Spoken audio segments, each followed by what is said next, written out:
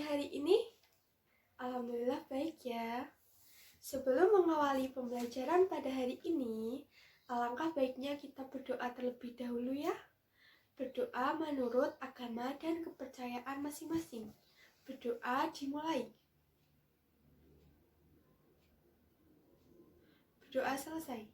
Selanjutnya, untuk memupuk rasa nasionalisme, kita menyanyikan lagu Indonesia Raya terlebih dahulu ya. Ayo anak-anak semuanya berdiri.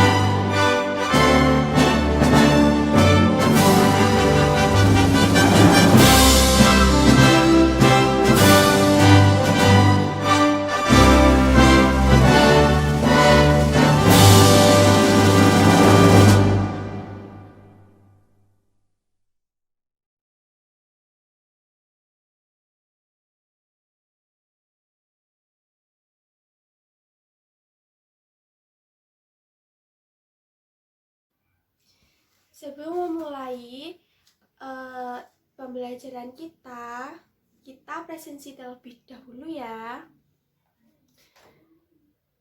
Arum berangkat, Lina berangkat, Fani sakit.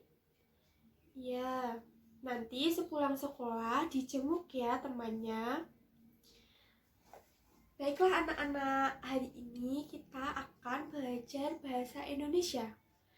Ibu guru akan menerangkan tentang unsur intrinsik dan ekstrinsik pada cerpen. Langsung saja ya. Yang pertama, pengertian cerpen. Cerpen itu apa sih?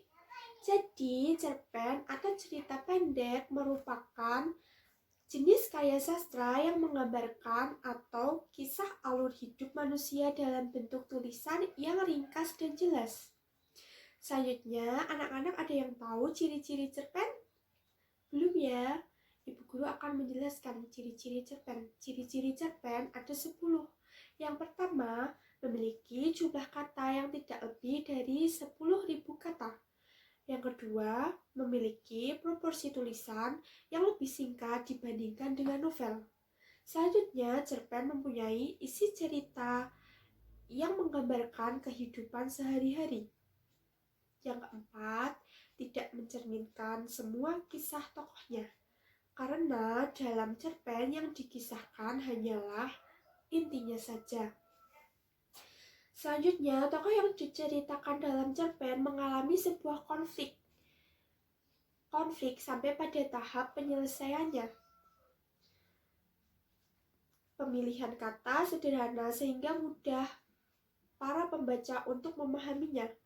Jadi, cerpen itu bahasanya mudah dimengerti. Selanjutnya bersifat fiktif, yaitu biasanya hanya ide dari penulisnya saja, jadi cerpen itu tidak nyata. Yang ke-8 ada menceritakan satu kejadian saja dan menggunakan alur cerita tunggal dan lurus. Yang kesembilan, membacanya tidak membutuhkan waktu yang lama. Jadi biasanya sekali membaca cerpen itu langsung selesai, tidak seperti novel yang membutuhkan waktu yang lebih lama. Yang terakhir, memberikan pesan dan kesan yang sangat mendalam sehingga pembaca akan ikut merasakan kesan dari cerita tersebut. Paham ya anak-anak? Selanjutnya kita akan belajar unsur intrinsik di dalam cerpen. Ada 7 unsur intrinsik di dalam cerpen. Yang pertama adalah tema. Tema atau ide gagasan adalah dasar yang melatar belakangi terbentuknya sebuah cerpen. Tema memiliki sifat umum dan general yang dapat diambil dari lingkungan sekitar, permasalahan yang ada di masyarakat, kisah pribadi pengarang sendiri, pendidikan, sejarah, perjuangan, romansa, persahabatan, dan lain-lain. Yang kedua ada tokoh dan penokohan. Tokoh adalah pelaku atau orang yang terdapat dalam cerita tersebut. Sedangkan penokohan adalah watak yang diberikan kepada seorang tokoh. Tokoh dibagi menjadi 4. Yang pertama adalah protagonis. Protagonis adalah tokoh utama yang biasanya baik hati. Yang kedua ada protagonis. Protagonis itu bisa juga sebagai tokoh utama. Biasanya memiliki sifat yang kurang baik atau jahat. Dan yang ketiga ada tritagonis. Tritagonis adalah tokoh penengah dari protagonis dan antagonis. Tokoh ini biasanya memiliki sifat yang arif dan bijaksana. Dan yang keempat atau yang terakhir adalah figuran. Tokoh ini merupakan tokoh pendukung yang memberikan tambahan warna dalam cerita. Selanjutnya ada alur atau plot. Alur adalah urutan jalan cerita dalam cerpen yang disampaikan oleh penulis. Alur ada 2 macam. Yang pertama alur maju. Alur maju menggambarkan jalan cerita yang urut dari awal perkenalan tokoh, situasi, lalu menimbulkan konflik, hingga puncak konflik yang terakhir penyelesaian konflik. Intinya adalah pada alur maju ditemukan jalan cerita yang runtut sesuai dengan tahapan-tahapannya. Yang kedua ada alur mundur. Di alur ini penulis menggambarkan jalan cerita secara tidak urut. Bisa saja penulis menceritakan konflik terlebih dahulu, setelah itu menengok kembali peristiwa yang menjadi sebab konflik itu terjadi. Yang keempat ada setting atau latar. Setting atau latar mengacu pada waktu, suasana, dan tempat terjadinya cerita tersebut. Latar akan memberikan persepsi konkret pada sebuah cerita pendek. Ada 3 jenis latar dalam sebuah cerpen, yakni latar tempat, latar suasana, dan latar waktu. Yang kelima ada sudut pandang.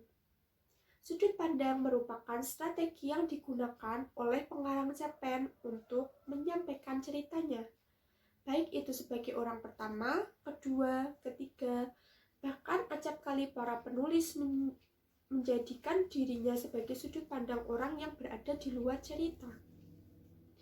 Yang keenam ada gaya bahasa. Gaya bahasa merupakan ciri khas sang penulis dalam menyampaikan tulisannya kepada publik. Baik itu penggunaan majasnya, diksi, dan pemilihan kalimat yang tepat di dalam cerpen. Yang terakhir ada amanat. Amanat atau moral value adalah pesan moral atau pelajaran yang dapat kita petik dari cerita pendek tersebut.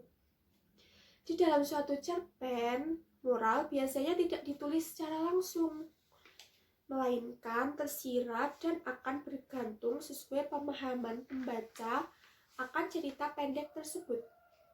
Selanjutnya adalah unsur ekstrinsik atau unsur dari luar sebuah cerpen. Yang pertama adalah latar belakang masyarakat. Latar belakang masyarakat merupakan faktor lingkungan masyarakat sekitar yang mempengaruhi penulis dalam membuat cerpen tersebut. Ada beberapa faktor yang dapat mempengaruhi penulis. Di antaranya sebagai berikut. A. Ideologi negara. B. Kondisi politik. C. Kondisi sosial. Dan D. Kondisi ekonomi. Yang kedua adalah latar belakang penulis. Jadi latar belakang penulis adalah faktor dari dalam diri penulis yang mendorong penulis dalam membuat cerpen. Latar belakang penulis terdiri dari beberapa faktor, diantaranya sebagai berikut. Yang pertama adalah riwayat hidup penulis, yang kedua kondisi psikologis, dan yang ketiga adalah aliran sastra penulis. Dan yang ketiga, nilai yang terkandung di dalam cerpen. Ada beberapa nilai yang menjadi unsur eksinsik dalam sebuah cerpen. Nilai-nilai tersebut diantaranya adalah nilai agama, nilai sosial, nilai moral, dan nilai budaya. Sudah selesai ya anak-anak? Jadi selanjutnya ibu guru akan membacakan sebuah cerpen. Nanti kalian akan diberikan tugas mengidentifikasi tokoh-tokoh yang ada di dalam cerpen tersebut dan juga amanat yang terkandung di dalam cerpen. Kita mulai saja ya. Disimak ya anak-anak. Namanya Tania. Mima tahu rahasia apa yang membuat teman-temannya menjauh dari Tania? Mima juga tahu kenapa Tania dan adik-adiknya tidak lagi diajak bermain oleh teman-temannya. Tania dan adiknya juga dilarang masuk ke rumah mereka. Jadi kamu mau meminjamkan buku-bukumu pada Tania? Tanya Lili, sahabat Mima. Mima mengangguk. Ya, ia mau meminjamkan Tania setumpuk buku koleksinya. Buku-buku yang pernah dibelikan Bunda. Buku untuk anak perempuan. Kalau teman-teman lain boleh meminjam, kenapa Tania tidak boleh? Hati-hati kalau dia masuk ke kamarmu. Tania pernah ambil cincin adik aku, ujar Lili. Mima sudah sering mendengar cerita tentang kebiasaan buruk Tania. Cerita tentang Tania pertama kali Mima dengar justru dari Bunda. Tania adalah tetangga baru di dekat rumah Mima. Pintu gerbang rumah Tania selalu digembok. Keluarganya baru pindah, entah dari mana. Menurut Ibu Mima, Ibu Tania bekerja sebagai pencuci pakaian dari beberapa warga di kompleks itu. Mima sering memperhatikan Tania. Baju sekolahnya tidak lagi berwarna putih. Sepatunya jebol di bagian ujung. Tania pernah mengambil belimbing di rumah Mima dengan memanjat pagar. Padahal, Mima sudah berjanji akan memberikan belimbing itu pada Lili. Mima sudah membungkus belimbing di pohon itu dengan koran dan plastik. Kalau kamu berteman dengan Tania, kami jadi musuh kamu deh, ancam Lili dengan nada kesal. Mima diam saja. Mima sudah berjanji, sore ini Tania boleh datang ke rumahnya. Tania bebas membaca-baca dan meminjam buku di perpustakaannya. Boleh kan Bunda? Bunda mengangguk. Setumpuk buku dan sepiring pisang goreng sudah Bunda sediakan untuk mereka berdua. Bunda juga sudah membuatkan rujak. Bunda tidak takut. Mima terlihat masih ragu. Bunda menggeleng. Rumah kita dipenuhi buku. Kalau Tania suka mencuri, maka Tania hanya akan mendapatkan buku. Bunda enggak khawatir kalau uang Bunda dicuri. Bunda selalu simpan di tempat yang benar. Lagi pula, perpustakaan kan ada di teras. Jadi Tania tidak perlu masuk ke dalam rumah. Kalau Tania mau pipis di kamar mandi, Bunda menggeleng. Jangan mudah curiga pada orang lain ya. Mima tersenyum lalu mengangguk. Bunda sudah memilihkan setumpuk buku untuk Tania baca. Mima hanya perlu menunggu. Di rumahnya, Tania gelisah sendiri. Tania memandangi ibunya dengan penuh harap. Beberapa kali ibunya menggeleng padanya. Kamu tidak boleh pergi ke rumah Mima. Ibu sudah malu, Tania. Tania menunduk. Kita memang tidak punya uang. Tetapi ibu kan tidak pernah mengajari kamu untuk mencuri. Tania menunduk lebih dalam. Kamu mengambil cincin adik teman kamu, lalu mengambil sendal dan tempat pensil teman kamu. Ibu malu, Tania. Tania masih menunduk, matanya berkaca-kaca. Sudahlah, di rumah saja. Bantu ibu melipat pakaian-pakaian yang sudah kering. Tania memandang keluar. Ayah tidak pernah pulang. Ibu selalu tidak punya uang. Padahal Tania juga ingin memakai cincin. Tania juga ingin punya sandal baru. Tania juga ingin punya buku cerita bagus. Di rumah saja ya, ibu tidak mau kamu pergi keluar, tegas ibunya sekali lagi. Tania tetap menunduk. Ia tidak berani membantah ibu. Mima mengangkat setumpuk buku yang sudah dipilih bersama Bunda. Buku-buku yang berkisah tentang anak-anak perempuan yang baik hati. Buku-buku yang selalu Bunda bacakan kepada Mima sebelum tidur. Cerita dalam buku-buku itu membuat Mima selalu ingin menjadi anak baik. Mima ingin Tania membacanya, agar ia juga bisa menjadi anak yang baik. Sayang, Tania tidak muncul juga. Bawakan saja buku-buku ini ke rumahnya, Mima, saran ibu. Mima mengangguk. Setumpuk buku itu ia bawa. Mima memanggil-manggil Tania dari luar. Ibu Tania yang membuka pintu. Mima menitipkan setumpuk buku tadi. Bunda bilang, semua buku ini untuk Tania. Tolong sampaikan pada Tania, selamat membaca, pesan Mima. Ibu Tania mengangguk terharu. Terima kasih, Nak Mima. Hari ini, tiba-tiba Mima teringat Tania. Apakah ia sudah menjadi anak baik sekarang? Mima tidak tahu. Sebab minggu kemarin Tania sudah pindah rumah. Menurut Bunda, Tania dan ibunya pindah ke kota tempat ayah Tania bekerja. Menurut Bunda juga, pasti Tania sudah menjadi anak baik. Bukankah ia sudah membaca buku-buku pemberian Mima? Semoga saja Bunda benar, gumam Mima. Ya, sudah selesai ya. Selanjutnya, siapa yang bisa menyebutkan tokoh-tokoh yang ada di dalam cerpen tersebut? Ayo tunjuk jari. Ya, Mbak Lina, ayo coba sebutkan. Iya, benar sekali. Jadi dalam tokoh tersebut ada 5 ya. Yang pertama ada Mima, Tania, Lili, Bunda Mima, dan Ibu Tania. Selanjutnya, ada yang bisa menyebutkan watak dari tokoh-tokoh tersebut? Iya, Mbak Arum? Iya, benar sekali. Mima itu baik hati, suka berbagi dengan temannya. Selanjutnya ada Tania.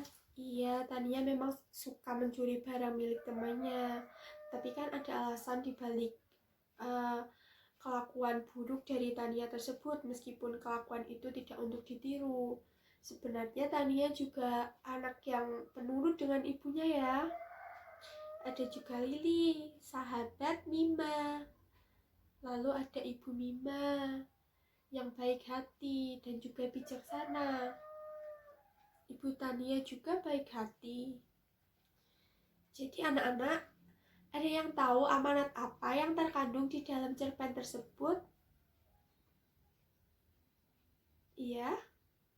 Iya, benar sekali. Amanatnya adalah jangan suka mencuri barang milik orang lain, apalagi milik teman sendiri.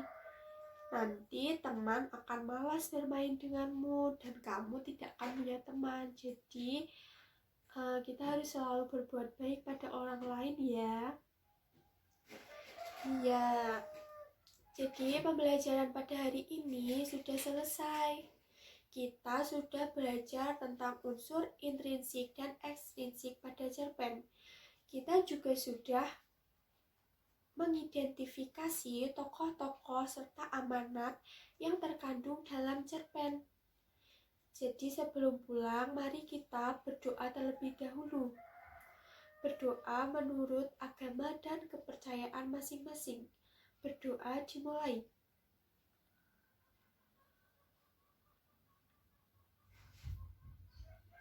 Berdoa selesai. Hati-hati ya pulangnya anak-anak. Selamat sampai rumah. Semoga apa yang kita pelajari hari ini bermanfaat. Mohon maaf bila ada kekurangan dalam penyampaian materi. Sekian, wassalamualaikum warahmatullahi wabarakatuh.